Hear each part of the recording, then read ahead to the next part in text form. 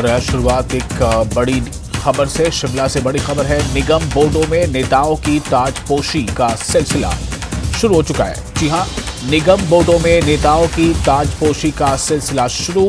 केहर सिंह खाची होंगे वन निगम के उपाध्यक्ष। राज्य सरकार ने इस बारे में आदेश भी जारी कर दिए हैं।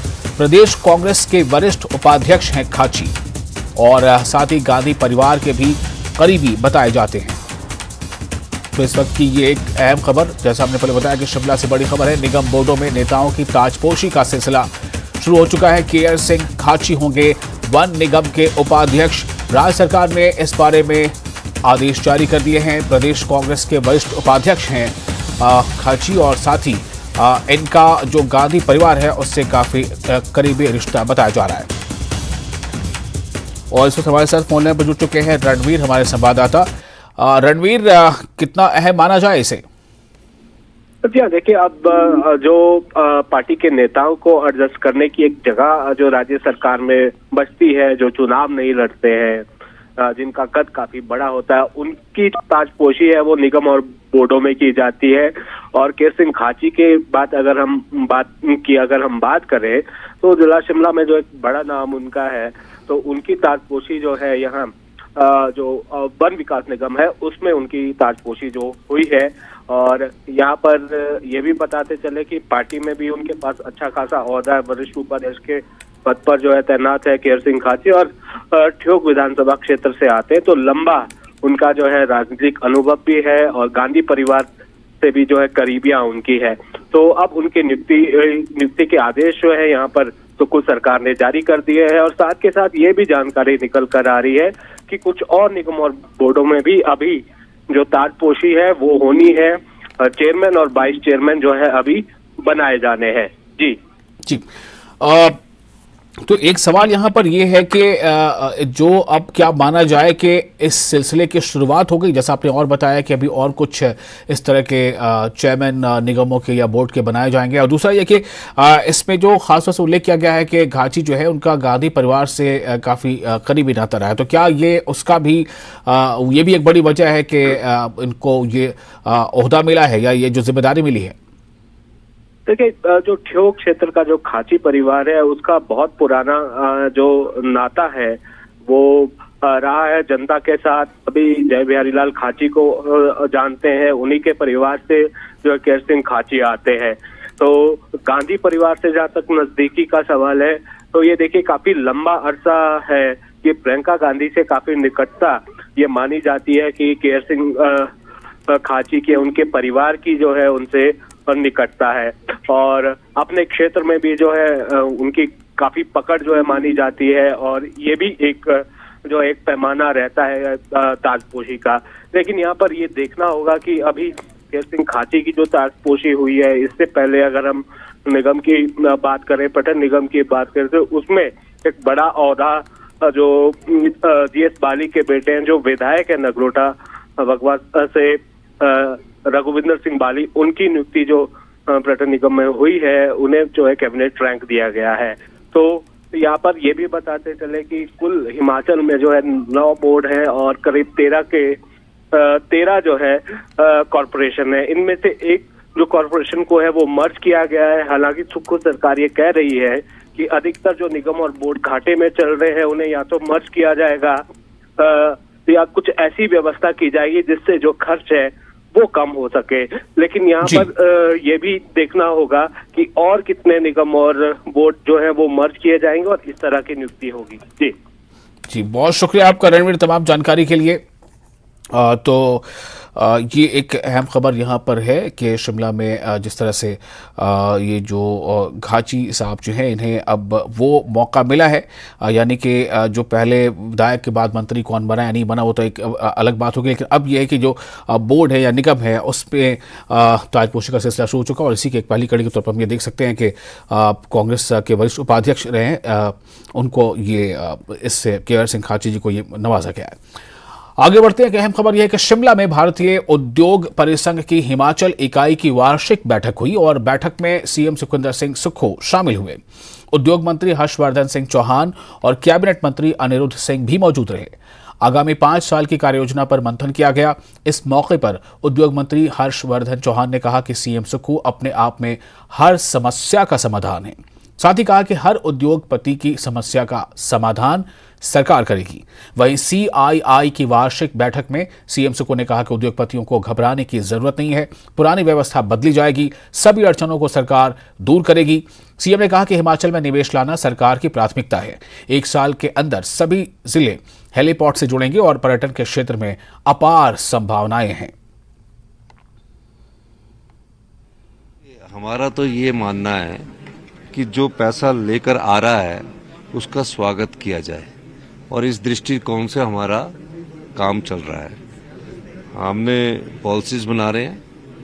जो उद्योगपति हिमाचल में उद्योग लगाना चाहता है उसको किसी प्रकार की एक्सटॉर्शन ना हो, किसी प्रकार की कोई समस्या समाधान ना हो, उसके लिए हमने एक मैकेनिज्म बनाएंगे ताकि कोई ऐसी बात ना हो।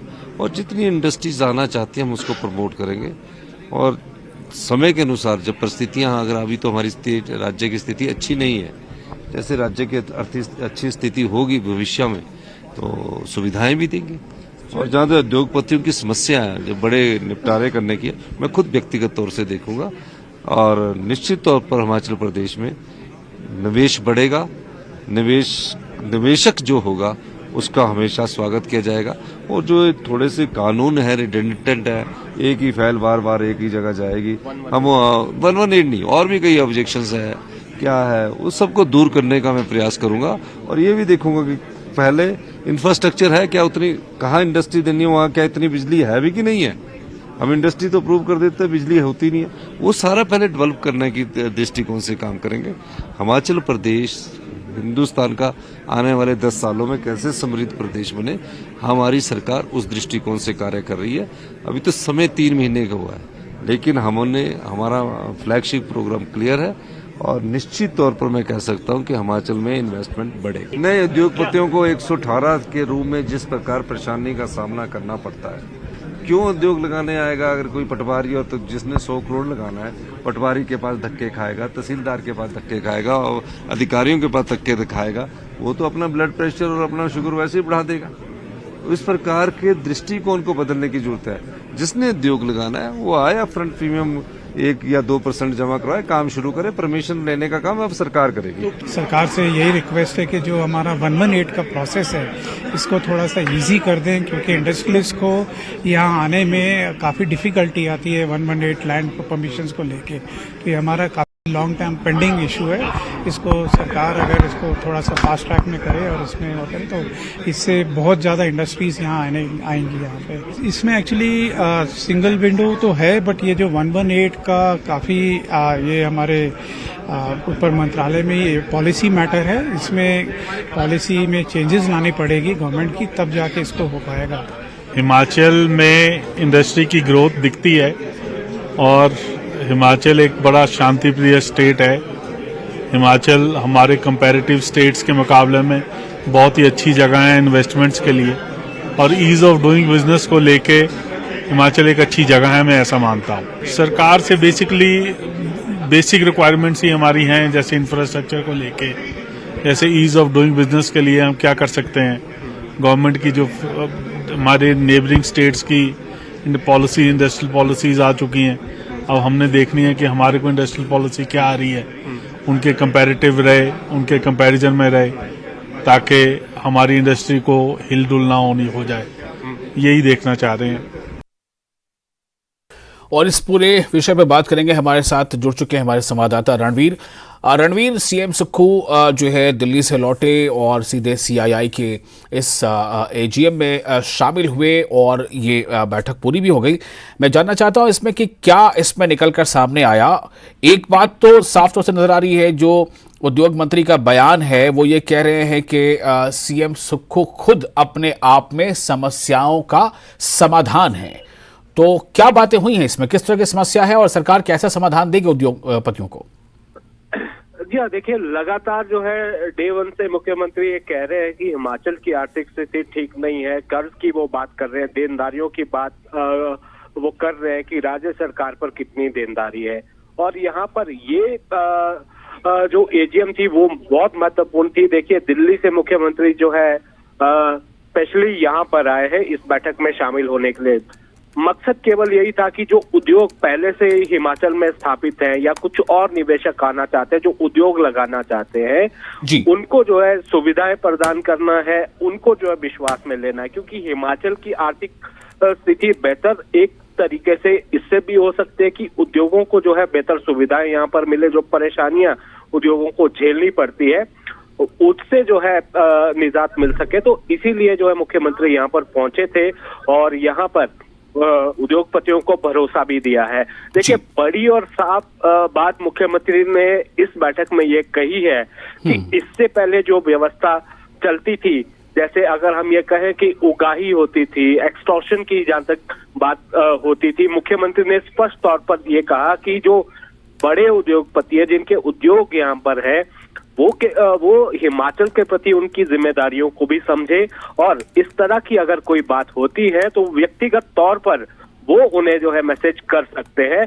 जब तक मुख्यमंत्री और उद्योग मंत्री ना कहे तब तक किसी से डरने या घबराने की कोई जरूरत नहीं है। तो कुल मिलाकर अगर हम इसको देखें कि आर्थिक स्थिति को मजबूत करने के लिए, निवेशकों को हिमाचल की तरफ आकर्षित करने के लिए और जो पहले से उद्योग यहाँ पर स्थापित है वो यहाँ से पलायन ना करें।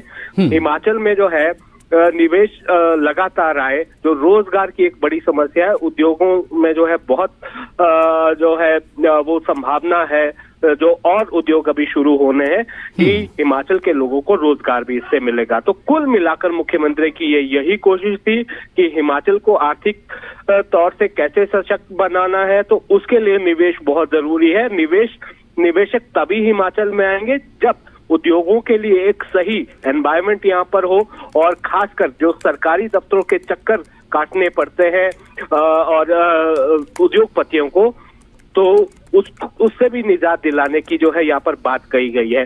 कुल मिलाकर जो विभिन्न विभागों से जो एनओसी लेनी पड़ती है, तो उन विभागों की संख्या अभी 20 से 22 के बीच में है। तो ये सारा चक्कर जो है मुख्यमंत्री वो खत्म करना चाहते हैं। वो ये चाहते हैं कि जो निवेशक सही तौर पे जो है हिमाचल में निवेश करना चाहता है, उद्योग स्थापित करना चाहता है, हिमाचल के लोगों को जो उन उद्योगों में 80% के करीब जो है रोजगार मिले, तो जो शर्तें जो है हिमाचल सरकार की पूरी की जाएगी, उन्हें जो है उनका स्वागत यहाँ पर किया जाएगा और परेशानी उन्हें नहीं होने दी जाएगी। दूसरी बड़ी बात इसमें जो सीआईआई की अगर हम बात करें, उनकी यही मांग है कि उनकी ये बड़ी मांग ये है कि जो इंफ्रास्ट्रक्चर चाहिए इंडस्ट्री को ग्रो करने के लिए, जो आधारभूत ढांचा है, जिसमें परिवहन भी एक जो है मुख्य बिंदु है, वो आधारभूत ढांचा जो है राज्य सरकार मुहैया करवाए उद्योगपतियों को, तभी जो है और ज्यादा निवेशक यहाँ पर आएंगे। चलिए, बहुत शुक्रिया आपका रणवीर तमाम जानकारी के लिए। तो सीआईआई के एजीएम यानी एनुअल जनरल मीटिंग में सीएम से खुद शामिल ही नहीं हुए, बल्कि उन्होंने ये भी बताया कि वो चाहते हैं कि जो लोग भी यहाँ यानी कि हिमाचल प्रदेश में आ रहे हैं वो निवेश करना चाहते हैं, उन्हें जहाँ तक मुमकिन है, जहाँ तक संभव है, सरकार उन्हें हर सुविधा मुहैया कराएगी ताकि हिमाचल प्रदेश का भी विकास हो सके। और इस वक्त एक और अहम न्यूज़ आपको हम देने जा रहे हैं। खबर शिमला से ही है। शिमला से बड़ी खबर ये है कि पंचायती राज संस्थाओं के लिए उपचुनाव होंगे। जी हाँ, रिक्त पदों के लिए जल्द होंगे उपचुनाव। पंचायती राज संस्थाओं के लिए उपचुनाव होंगे, रिक्त पदों के लिए जल्द होंगे उपचुनाव। राज्य निर्वाचन आयोग ने शेड्यूल जारी कर दिया है। मतदाता सूची के पुनरीक्षण का शेड्यूल जारी हुआ है। 31 मार्च को होगा मतदाता सूचियों का अंतिम प्रकाशन और ये सब कुछ होगा पंचायती राज के लिए जो संस्था है उस संस्था के लिए होना है। और चूंकि उसमें उपचुनाव होने हैं, बहुत सारी जो सीटें रिक्त पड़ी हैं, खाली हैं, उसके चुनाव के लिए। तो राजेंद्र शर्मा हमारे साथ मौजूद हैं ज़्यादा जानकारी के साथ। राजेंद्र, कितना बड़ा इस मामले को देखा जाए और कब तक का चुनाव यानी जो उपचुनाव होने हैं उसकी संभावना है? विशाल, हिमाचल में पंचायती राज संस्थाओं में करीब 200 पद जो है तो वो खाली हैं। उनमें से एक पद जिला परिषद सदस्य का भी है, क्योंकि चैतन्य शर्मा वो विधायक चुन लिए गए थे, जिला परिषद सदस्य वो इससे पहले थे, इसके अलावा पंचायत समितियों के करीब 9 पद खाली हुए थे और उसके बाद प्रधान पद के भी 9 पद रिक्त हुए थे और 12 पद उप प्रधान के हैं और जो शेष बचे पद हैं वो पंचायत वार्ड सदस्यों के रिक्त हैं। तो ऐसे में स्टेट इलेक्शन कमीशन की तरफ से कोशिश की जा रही है कि ये चुनाव भी जो नगर निगम शिमला के चुनाव होने हैं उनके साथ साथ ही पूरे प्रदेश में हो जाए, क्योंकि आचार संहिता जब नगर निगम के लिए शिमला में लगी थी उसी वक्त इन सभी पंचायतों में भी जहां जहां ये चुनाव होने हैं इन क्षेत्रों में भी एक साथ आचार संहिता लगे। तो एक कोशिश स्टेट इलेक्शन कमीशन की तरफ से और इसके लिए शेड्यूल उन्होंने जारी कर दिया है। जो प्रारूप पहला जो सूची का प्रारूप होना है वो 13 मार्च को होना है और इसके बाद जो पूरी प्रोसेस है वो शुरू हो जाएगी। जो मतदाता 1 जनवरी 2023 को 18 वर्ष की आयु पूरी कर लेंगे जो युवा, वो अपना मताधिकार प्रयोग कर सकते हैं और अपना वोट बनवा सकते हैं। इसके लिए पूरी प्रोसेस दे दी गई है, शेड्यूल जारी कर दिया गया है और अगर किसी को आपत्तियां हो तो उनको भी दूर किया जा सकता है। और कुल मिलाकर हम कहें तो 31 मार्च 2023 को जो है तो वो अंतिम प्रकाशन मतदाता सूची का हो जाएगा और फिर इसके बाद हम कह सकते हैं कि नगर निगम चुनावों के आसपास या नगर निगम चुनावों के साथ स्टेट इलेक्शन कमीशन पंचायतों में भी जो रिक्त पद हैं उनके लिए उपचुनाव करवा देंगे और ये तैयारी लगभग काफी समय पहले से ही नगर निगम की तरफ से शुरू कर दी गई थी। और इसकी जो एक्सरसाइज है, क्योंकि अलग अलग क्षेत्र हैं तो ऐसे में माना जा रहा है कि 200 पद जब रिक्त हैं तो काफी बड़े क्षेत्र में हिमाचल प्रदेश के वो इन पंचायतों में चुनाव आचार संहिता रहेगी। ऐसे में जो विकासात्मक कार्य हैं वो भी प्रभावित होते हैं, इसलिए ये कोशिश की जा रही है कि जैसे ही नगर निगम शिमला के चुनाव होते हैं इनके साथ इन चुनावों को करवा लिया जाए।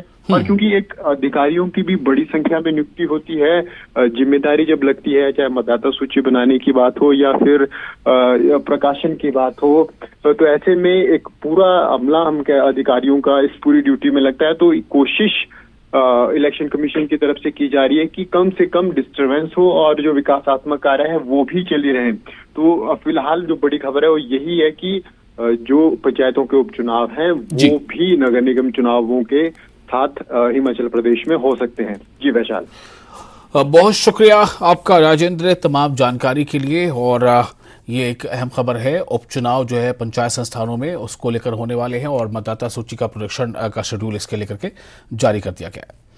अगली खबर है, दिल्ली दौरे के दौरान मुख्यमंत्री सुखविंदर सिंह सुक्खू ने रक्षा मंत्री राजनाथ सिंह से मुलाकात की।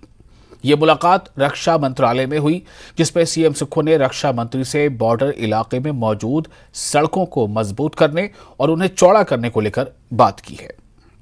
देखिए, राजनाथ सिंह जी से मेरी आज मुलाकात हुई और जो बॉर्डर एरिया के साथ हमारी जो सड़कें हैं, जो रोड है, उस संदर्भ में मैंने उनसे कहा कि इन सड़कों को स्ट्रेंथन करने की ज़रूरत है और सड़कों को बड़ा करने के लिए और उसकी मजबूती प्रदान करने के लिए मैंने आज उनसे मुलाकात की और ये भी कहा कि बॉर्डर रोड ऑर्गेनाइजेशन जो आपकी है उनको कुछ रोड्स नए दिए जहाँ से डिस्टेंस शॉर्ट हो सकता है।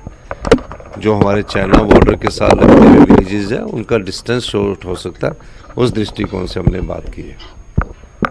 इसके अलावा सर कुछ और मुलाकातें भी करनी है?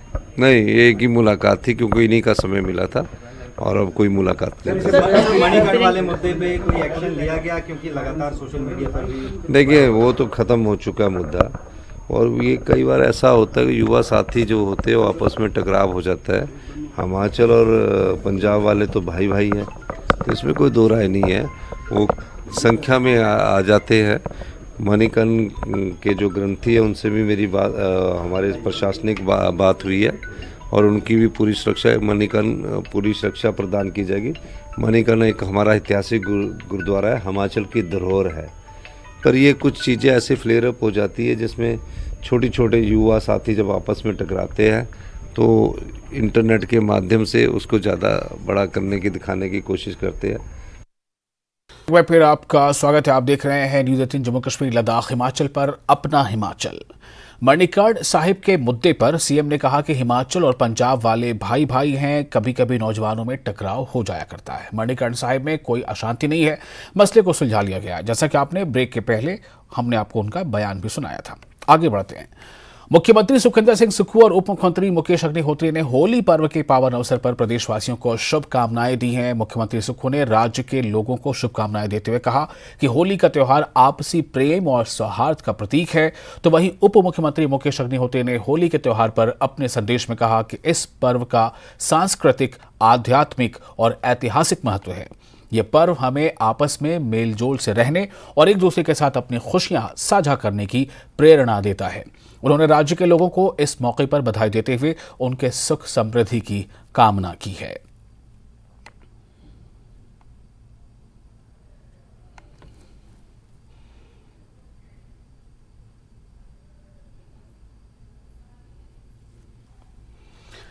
देश का प्रमुख वेलनेस ब्रांड हिमालय अपने नए प्रोडक्ट हिमालय नेचुरल ग्लो रोज फेस वॉश को लॉन्च करने जा रहा है। इसके तहत हिमालय की तरफ से एक नॉट फेयर यानी #NotFair अभियान की भी शुरुआत की है।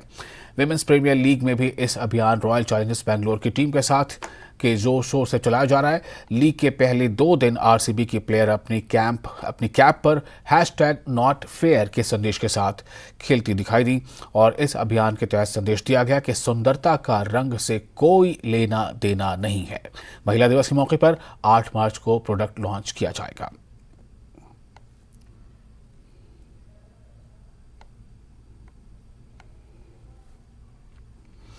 और इसके साथ ही इस बुलेटिन में फिलहाल इतना ही, लेकिन न्यूज़ 18 जम्मू कश्मीर, लद्दाख, हिमाचल पर तमाम बड़ी खबरों का सिलसिला जारी रहेगा।